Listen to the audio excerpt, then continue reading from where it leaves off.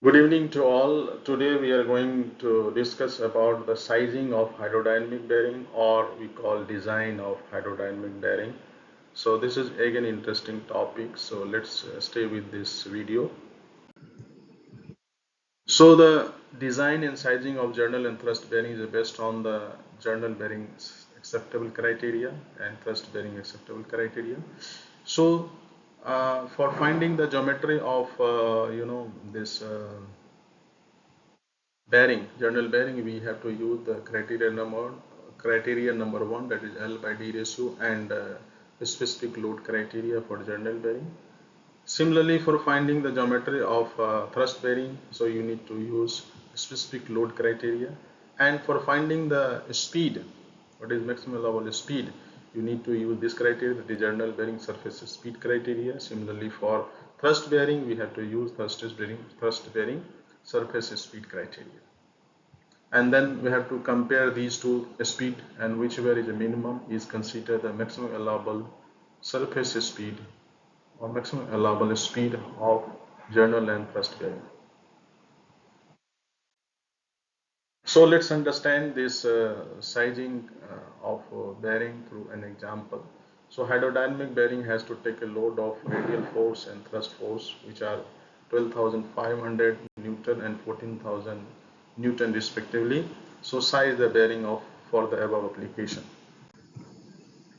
Given data is, let's consider the journal bearing length. Journal bearing length is L meter. Journal bearing diameter is a D meter. Radial force of journal bearing W1 is equal to 12,500.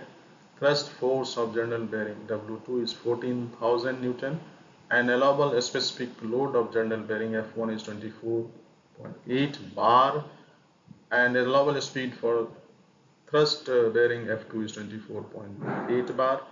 Allowable journal surface speed V1 is 106.7 meter per second, and allowable thrust face speed V2 is equal to 198 meter per second. So using this data, we need to calculate what is the geometry for journal bearing and thrust bearing. So for the journal bearing, the step solution for a step number one, journal bearing length is L meter, journal bearing diameter is D meter. If you use the L by D ratio, which is equal to, that means length of journal bearing L is equal to length of journal bearing D. Step number two, so radial force of journal bearing W1 is 12,500 Newton. Allowable specific load of journal bearing F1 is 24.8 bar.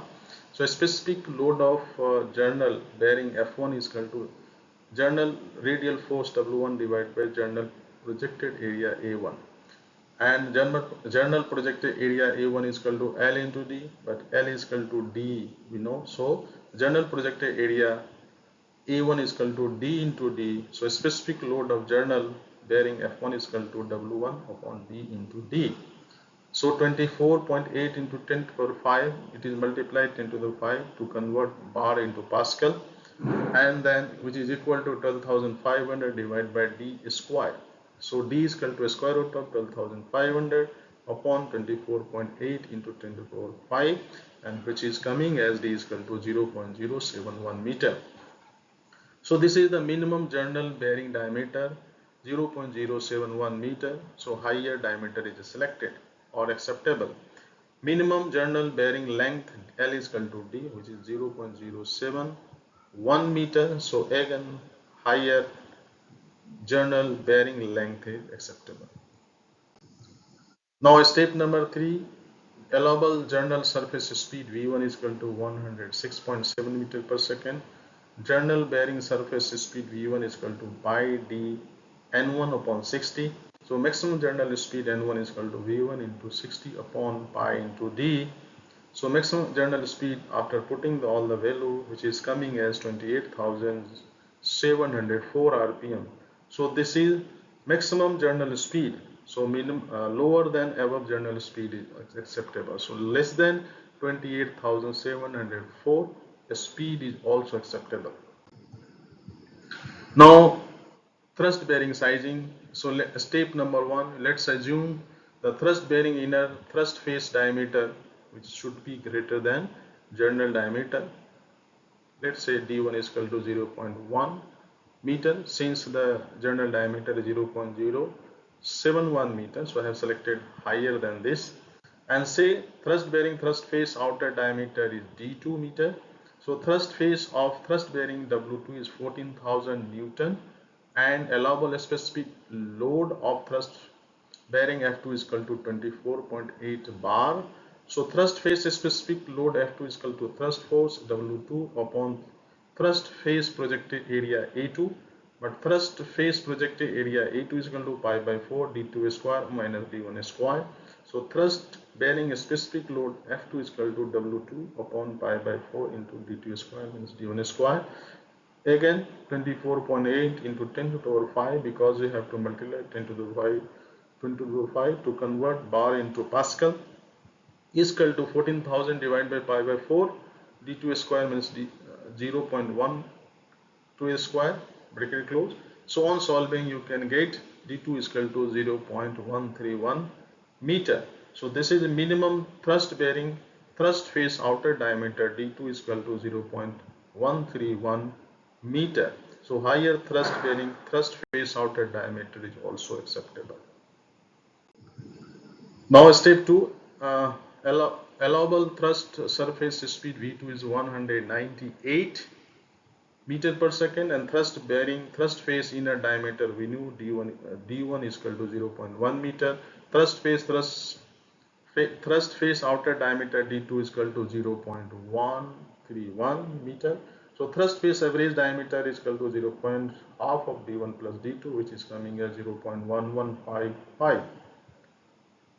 And thrust face surface speed V2 is equal to pi into d average into N2 upon 60.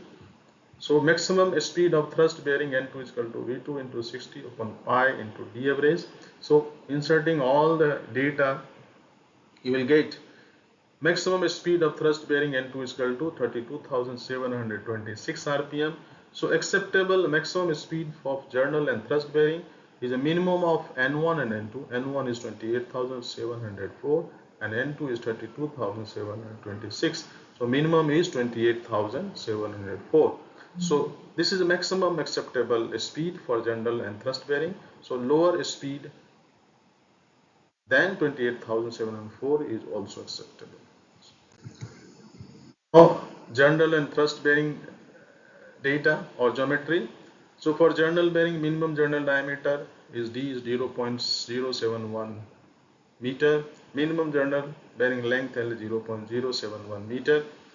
Thrust bearing, thrust face inner diameter D1 0.1 meter. Minimum thrust bearing outer diameter D2 0.131 meter. So journal and thrust bearing speed, acceptable maximum speed of journal and thrust bearing is 28,704 rpm. So this is how the bearing is designed or bearing is sized for particular application. I hope you have enjoyed the session. Thank you for watching.